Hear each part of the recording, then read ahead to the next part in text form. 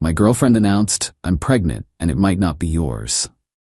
I calmly said, no problem. Then I scheduled a paternity test and called my lawyer. What the test results revealed made her parents disown her. I, 31 male, was sitting at dinner with my girlfriend Celia, 28, when she dropped the bomb. We'd been together 3 years, living together for 1. I'm pregnant, she said, twirling her pasta. And it might not be yours. I put down my fork. Took a sip of water. Okay, she blinked. That's it? Okay. When did you find out? This morning. How far along? About 8 weeks. And who else might be the father? She went red. Does it matter? I choose you. I want to raise this baby with you. That's nice. Who else? Why are you being so calm about this? Would you prefer screaming? She actually seemed like she would. You're supposed to fight for me, for us. I need to know who else could be the father. She crossed her arms. Someone from my yoga retreat. The one 2 months ago? The spiritual healing one? Yes. The one where phones weren't allowed? Yes. Cool. What's his name? I don't know. We had a connection beyond names. I actually laughed. You're pregnant with some random dude's baby and you don't even know his name. It might be your baby. What percentage chance? She looked away. 50-50. Based on? Well, we were together before and after the retreat. We used protection. Did you with him? Silence. Celia, did you use protection with yoga guy? The retreat was about being natural and authentic. That's a no. Cool. I'll schedule a prenatal paternity test. They can do it at 9 weeks. Her jaw dropped.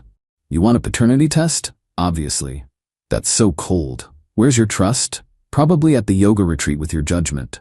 She started crying. You're supposed to love me unconditionally. I'm supposed to raise some random yoga dude's kid unconditionally? Yes, if you loved me. I'll call my lawyer tomorrow. Figure out next steps. Lawyer? For what? Well, if it's mine, we need to discuss custody and support. If it's not, you need to move out. She threw her water at me. Missed. Hit the wall. You're a monster. I'm practical. She stormed out, went to stay with her best friend Fiona. Good. Gave me time to think. Update 1. Celia's mom Diane called me yesterday. This woman is usually the sweetest, most mild-mannered person. Not anymore. How dare you demand a paternity test? Your daughter cheated on me, Diane. She made a mistake. One tiny mistake. Getting pregnant with another man's baby isn't tiny. You don't know it's his. Hence the test. Real men don't need tests, they step up.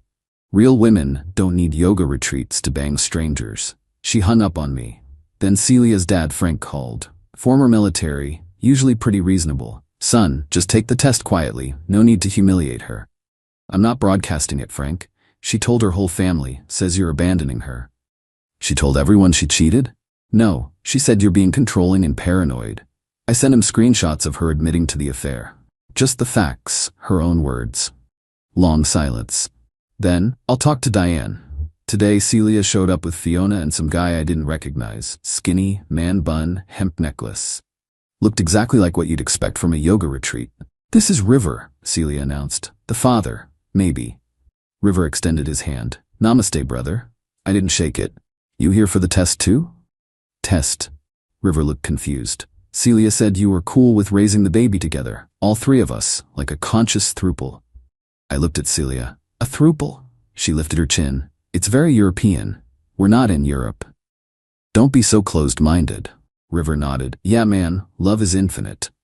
My savings account isn't. You got a job, River? I teach meditation and make dream catchers. Of course you do. Fiona jumped in. You're being really toxic right now. I'm being realistic. Celia, you have 3 options. 1, take the test. If it's mine, we co-parent separately. If it's his, you leave. 2, don't take the test. Leave now. 3, this throuple nonsense, which isn't happening. River looked hurt. Bad energy, man. Celia grabbed his arm. River's moving in whether you like it or not. To my apartment? That I pay for? It's our apartment. Your name isn't on the lease. I've been living there a year. I have rights. You have 30 days notice, starting now. She screamed, actually screamed. River tried to sage the negative energy away with his hands. Fiona called me a fascist. I went back inside and started packing Celia's stuff. Update 2. The paternity test saga has become a whole family war. Diane started calling my mom, trying to get her to talk sense into me. My mom, bless her, Told Diane that maybe Celia should have thought about this before spreading her legs at a hippie commune. Diane threatened to sue my mom for defamation. My mom laughed and hung up. But here's where it gets insane. Celia decided to turn this into a feminist issue, posted on social media about how I was forcing medical procedures on her and violating her bodily autonomy by requesting a paternity test. Her cousin Greta, who's in law school, commented that paternity tests don't require any procedure on the mother, just a blood draw. Celia blocked her. Then River's mom got involved. Yes, River's mom. This woman, Moonbeam, legal name I checked, showed up at my apartment with crystals and what I think was supposed to be a peace offering but looked like moldy bread. You need to embrace the love child, she said. It's not my child. Children belong to the universe. The universe doesn't pay child support. Money is just energy, man. My landlord doesn't accept energy as rent payment. She tried to do some kind of blessing on my doorway. I shut the door. Then came the ambush. I got home from work to find Celia, River, Diane, Frank, Fiona, and some older woman I didn't recognize in my apartment. They'd used Celia's key, forgot she had one, my bad.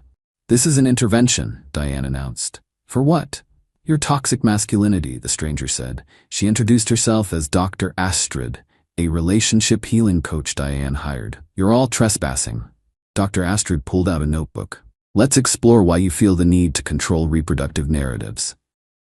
Because I don't want to raise another man's kid. But why does genetics matter? She asked, pen ready. Would you raise a random kid?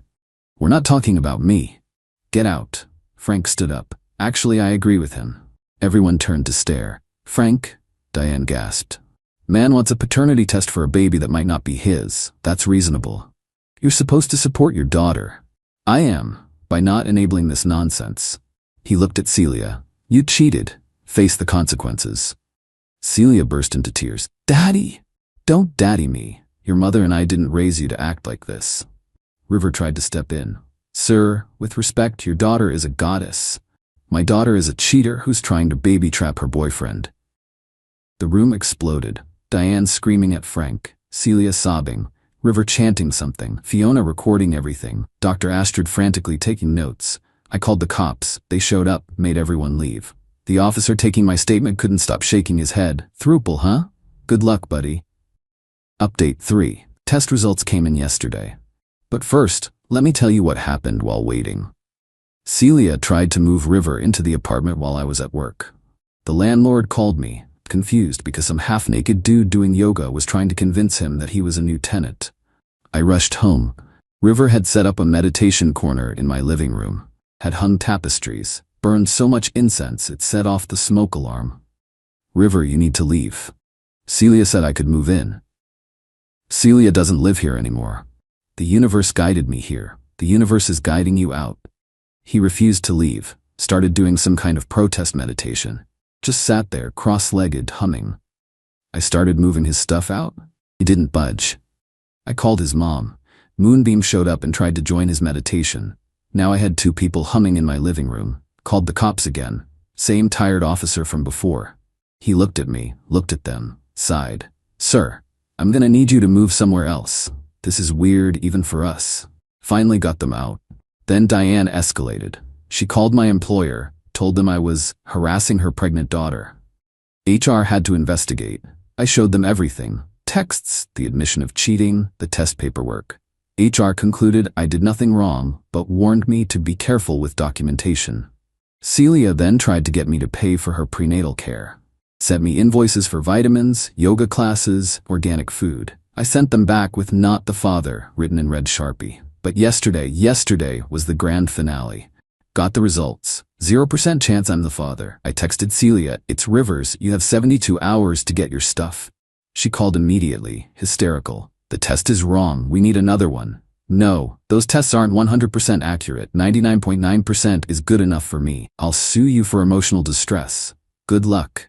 But here's the twist, the part that made her parents disown her. Frank had asked me to forward him the results. I did. He called me an hour later. There's something else, he said, voice weird. What? Celia's blood type, on the test, it's AB positive. So, Diane is O negative, I'm O positive. That's impossible. Oh shit. Frank, I don't think I need to go. Final update, the aftermath was nuclear. Frank got his own paternity test. Turns out Celia wasn't his biological daughter. Diane had cheated 28 years ago with her boss. Frank found out because he started digging after the blood type revelation. Diane tried to deny it, then blamed Frank for working too much back then. They're getting divorced. Celia lost her mind. Not only was she dealing with River's baby, but finding out her whole life was a lie? She blamed me for ruining her family. All you had to do was accept the baby, she screamed over the phone. Your mom's cheating isn't my fault. This wouldn't have happened if you weren't so obsessed with genetics. Your mom's genetics were going to come out eventually. I hate you. Cool, your stuff's in storage unit 47B. Pay the bill or they'll auction it. She hung up. River, meanwhile, disappeared, just vanished. His mom says he followed the spiritual winds to Thailand, left Celia with a baby on the way and no support. Diane's been staying with her sister, posting cryptic quotes about forgiveness on Facebook. Frank's in therapy, dealing with 28 years of lies. Celia tried one more manipulation, showed up last week, very pregnant, crying. Please, I have nothing, my dad won't talk to me, my mom's a mess, River's gone, the baby's innocent in all this. Yes, it is, and it's not mine. You could be its father figure. No. I'll do anything.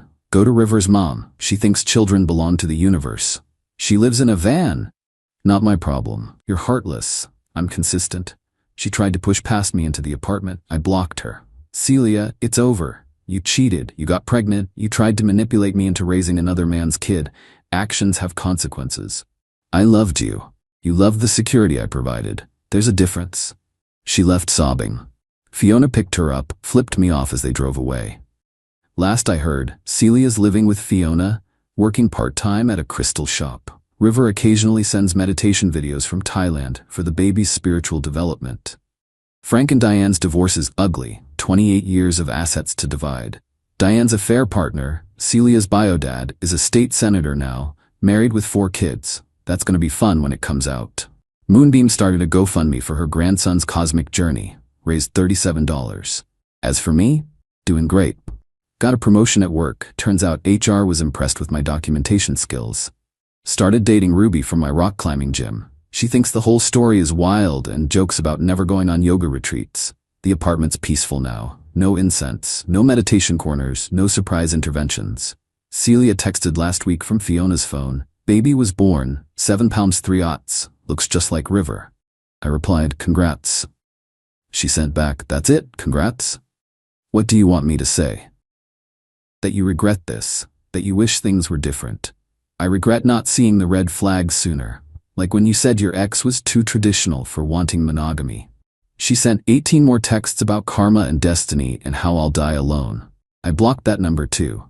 River's mom sent me a birth announcement covered in glitter. The universe welcomes Star Ocean. Yes, that's the baby's name. Star Ocean. That kid's gonna need therapy. To everyone saying I should have manned up, nah. Raising another dude's kid while he's off finding himself in Thailand isn't manning up. It's being a doormat. To Celia, if you're reading this, Fiona definitely showed you, your mom's cheating gene seems hereditary. Maybe work on that before Star Ocean starts dating. And River, if you ever float back from Thailand, your mom's van runs on vegetable oil and dreams. Your kid needs actual food and diapers.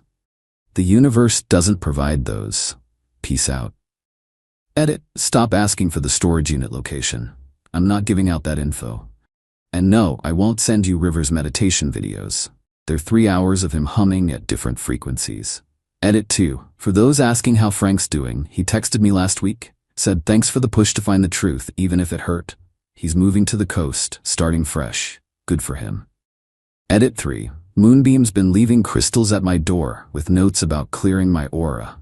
My neighbor's kid collects them and sells them at school for $5 each. Entrepreneurship at its finest.